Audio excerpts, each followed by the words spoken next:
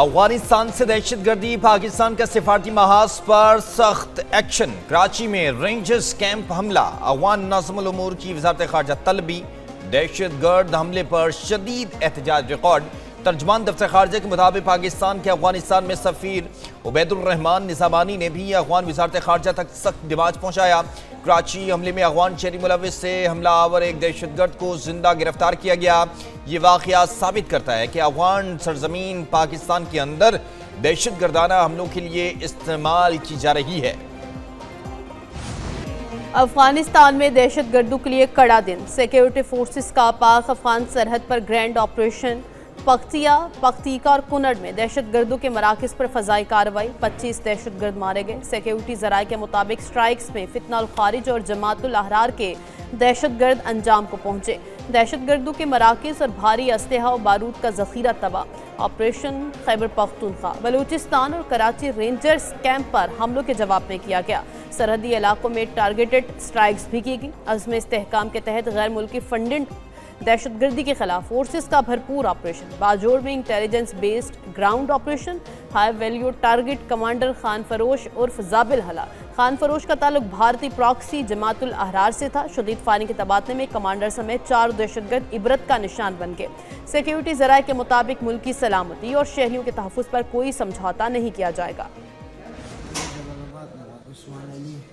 جماعت الاحرار سے احرار مولی سے میں استاد عمر کر سے سلور کسر آگے وہاں سر زمان علاوہ درے نور کسانو یو عبدالحادیو یو چدے جانان نمیدو یو چدے عمر فاروق نمیدو عبدالحادی اس تصویر راو خود مرچد جانان چاہ آگے بامے والی زور اگا عمر فاروق دن نو جنگ او بیمان جدا شو مو خدا وہ وز کے دے عبدالحادی تا بلد دی پاکستان آگا تبا جوڑو سی اگا تعمیر وانتے ہو آگا نور خلق مزدوران او دا شین پاکستان تے اتاکونو اسلحہ دی عبدالحادی راوڑی وزیرستان ما دا کلاشن کوک راکو منگا شدے آگا چی سنگا آگا بم والی زور بیا منگا وردن شو ما زچ سنگا منڈا میں آگا استاقا ازیت سنگا تلما بس وہ لگے دا ممن تسنگا دا آگا دے جیکٹ راوڑا منگا افغانستان کی جو ٹول کلائی اگر آکا تربیت را افغانستان میں دہشت گردی میں افغانستان کا ملوث ہونا پھر ثابت ہو گیا۔ رینجرز کیمپ حملے میں ملوث زخمی دہشت گرد کے ہوش و ربا انکشافات۔ حملے میں ملوث دہشت گرد تنظیم جماعت الاحرار کے پس پردہ افغان طالبان رجیم کے شواہد سامنے آ گئے۔ بزدلانہ حملے میں ملوث دہشت گرد نے اپنا نام عثمان علی اور تعلق جلال آباد سے بتایا۔ کہا وہ 3 ساتھیوں سمیت 7 دن قبل افغانستان سے پاکستان آئے۔ اس کے ساتھ افغانستان سے آنے والے دہشت گردوں کے نام عبدالحادی، جانان اور عمر فاروق تھے۔ اس کے ساتھ آنے والا دہشت گرد عبدالحادی مارا جا چکا۔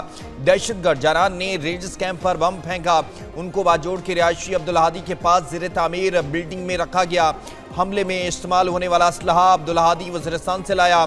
گرفتار دہشت گرد نے مزید بتایا اس کا تعلق جماعت الاحرار سے ہے، جس کے افغانستان میں کمانڈر کا نام احرار مولوی صاحب ہے۔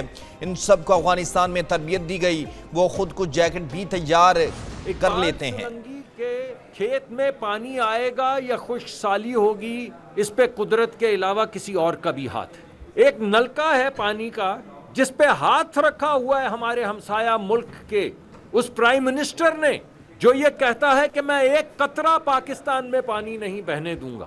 تو بھائی میرے، ایک مسئلہ تو وہ ہے کلائمیٹ کا جس پہ ہم بات کرتے ہیں، دوسرا مسئلہ یہ ہے کہ یہ پانی کا جو بہاؤ ہے اسے جو کنٹرول کر رہا ہے وہ اقبال سولنگی نہیں ہے۔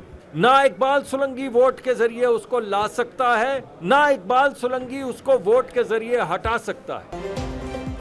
آبی جارحیت پر بھارت کو وارننگ، وفاقی وزراء کی پریس کانفرنس۔ وزیر موسمیاتی تبدیلی مصدق ملک بولے، بھارتی وزیر اعظم کہتے ہیں ایک قطرہ پاکستان میں نہیں بہنے دوں گا، جو ہمارا پانی روکے گا اس کا ہاتھ کاٹ دیں گے۔ دریائے نیل کا پانی تو آج تک کسی نے نہیں روکا۔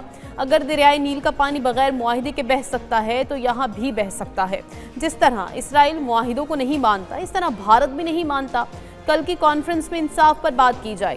ہم دوبارہ یاد کر رہے ہیں، باطل کے سامنے جھکنے والے نہیں۔ وزیر اطلاعات عطا طارق نے کہا سنتاس معاہدے کو یک طرفہ طور پر معطل نہیں کیا جا سکتا۔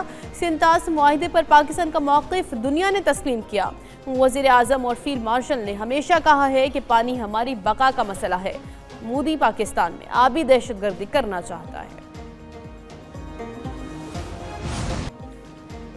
امریکہ اور ایران کا ایک دوسرے پر حملے روکنے پر اتفاق۔ امریکی اور ایرانی حکام کی کل دوحہ میں اہم ملاقاتوں کی۔ امریکی نیوز ویب سائٹ کا سینئر امریکی عہدیدار کا حوالہ، کہا دونوں ممالک نے ایک دوسرے پر حملے نہ کرنے پر اتفاق کر لیا۔ اس ہفتے مذاکرات کرنے کا بھی فیصلہ کیا ہے۔ امریکہ اور ایران آبنائے ہرمز کے تنازع کو حل کرنے کے لیے منگل کو قطر کے دارالحکومت میں ملاقات کریں گے۔ امریکی اور ایرانی فوج کے درمیان تاحال ہاٹ لائن فعال نہیں۔ آبنائے ہرمز سے تجارتی جہازوں کی آزادانہ آمد و رفت جاری رہے گی۔ ایرانی عہدیدار نے کہا کہ حالیہ حملوں اور مفاہمتی یادداشتی شرائط کی خلاف ورزی پر اتوار کو تکنیکی مذاکرات میں احتجاجاً حصہ نہیں لیا۔ امریکی اور ایرانی وفد کی کل دوحہ میں ملاقات ہوگی۔ امریکی صدر ٹرمپ کی بھی تصدیق، کہا ایران نے ملاقات کی درخواست کی۔ یہ واضح ہے ایران کے پاس جوہری ہتھیار نہیں ہوگا۔ عالمی مارکیٹ میں خام تیل کی قیمتیں $69 تک گر گئیں۔ گیس کی قیمتیں تیزی سے نیچے آ رہی ہیں۔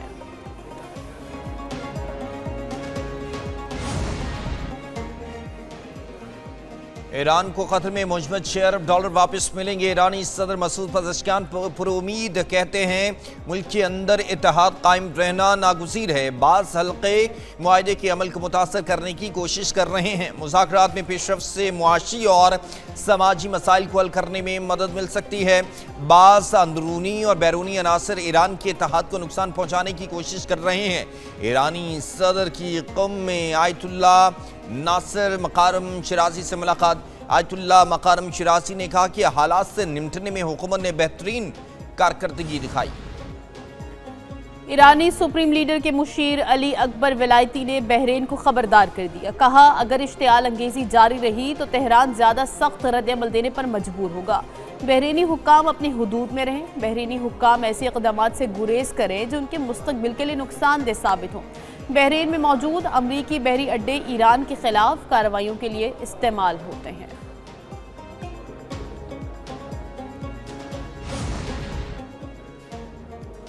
شہید علی خامنہئی کی تدفین پاکستان کا اعلیٰ ترین وفد 2 جولائی کو ایران روانہ ہوگا۔ وزیراعظم کی شرکت کے لیے بلاول بھٹو کو بھی دعوت۔ چیئرمین پیپلز پارٹی وزیراعظم کے ہمراہ ایران جائیں گے۔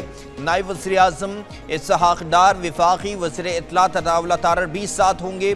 پاکستانی وفد کی دورے کے دوران ایرانی قیادت سے بھی ملاقاتیں ہوں گی۔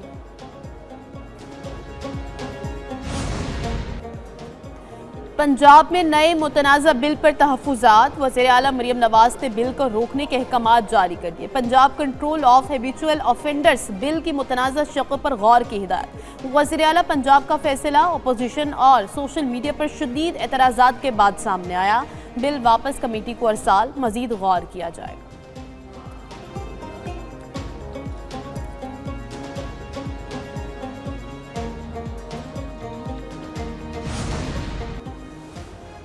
190 ملین پاؤنڈ کیس کے خلاف درخواست پر اعتراض۔ سپریم کورٹ کے بانی اور بشرا بی بی کی سزا معطلی کے اسلام آباد ہائی کورٹ کے فیصلے کے خلاف اپیل پر اعتراضات۔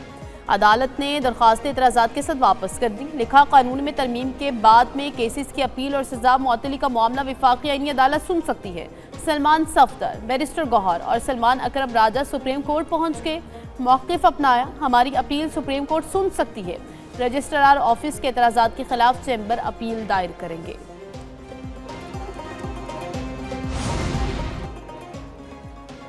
چیف جسٹس سے درخواست ہے کہ چیمبر اپیل کو فوری سنیں۔ بیرسٹر گور کی سپریم کورٹ کے باہر میڈیا سے گفتگو، کہا سپریم کورٹ کے دروازے انصاف کے لیے بند نہیں ہونے چاہیے۔ قانون کی تشریح سپریم کورٹ نے ہمیشہ کی ہے۔ عبوری حکم کے خلاف سپریم کورٹ کے پہلے بھی حکم آئے ہیں۔ ہمیں ایک فارم فراہم نہ کرنا انصاف کا قتل ہے۔ 27 مرتبہ ہائی کورٹ گئے اور سپریم کورٹ آئے ہیں۔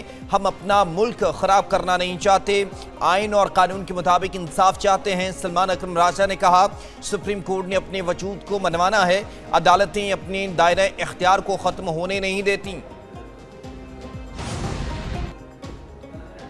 بانی اور بشرا بیوی کی توہین عدالت کی درخواستیں غیر مؤثر قرار، چیف جسٹس سرفراز ڈوگر نے کہا وکالت ناموں پر دستخط ہو چکے، آپ کی توہین عدالت کی درخواستیں تو غیر مؤثر ہو چکی۔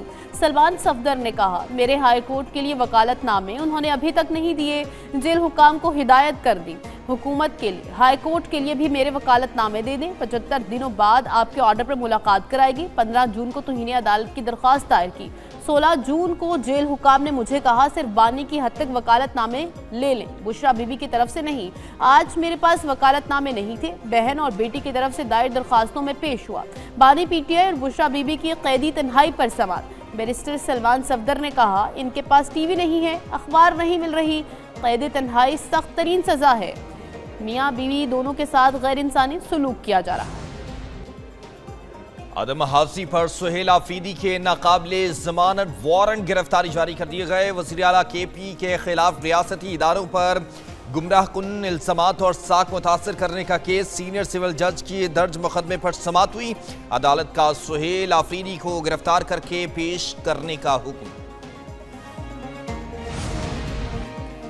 جدید زراعت اور کسانوں کی ترقی کے لیے اہم اقدام، حکومت کا زرعی شعبے کو جدید تقاضوں سے ہم آہنگ کرنے کے لیے اہم فیصلہ، وزیر اعظم کی سربراہی میں وفاقی کابینہ کی قومی زرعی بائیو ٹیکنالوجی پالیسی کی منظوری، حکومت نے جدید اور سائنسی بنیادوں پر زراعت کے فروغ کی راہ ہموار کر دی، جدید بائیو ٹیکنالوجی سے فصلوں کی پیداوار بڑھانے، نقصانات کم کرنے اور موسمی چیلنجز سے نمٹنے میں مدد ملے گی۔